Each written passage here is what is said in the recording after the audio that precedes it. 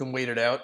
Like I was saying before, like the Trump shooter, it's like that's pretty suspicious. You know, this guy is like there with a rangefinder, probably high-fiving Secret Service. It seems like, you know, some kills this poor guy in the crowd. My suspicion with that is, and my problem with that is like, was the head of the Secret Service or whatever, were they being intentionally incompetent in that moment? Yeah. And were they then hoping that something like that, crazy enough like that, could happen?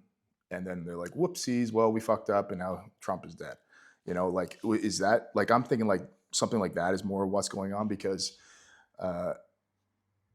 Trump, people wanted Trump dead. Like, he was, if there was ever a risk to one person being assassinated in that time period in the world, like, that was the guy, right? So so the amount of security and planning that should have gone around his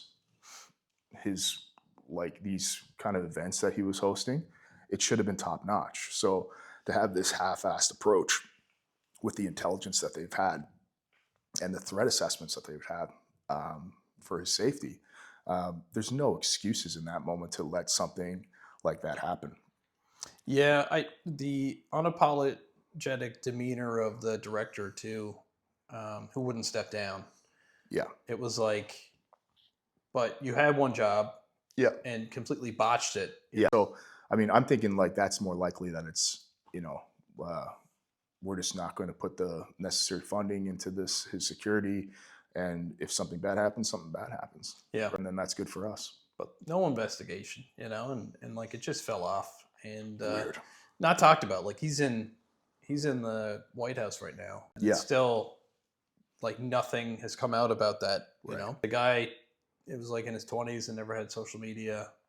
His house was scrubbed, supposedly. That's all I know, is that his house was like bleached or whatever. Joe Rogan is where I get most of my information.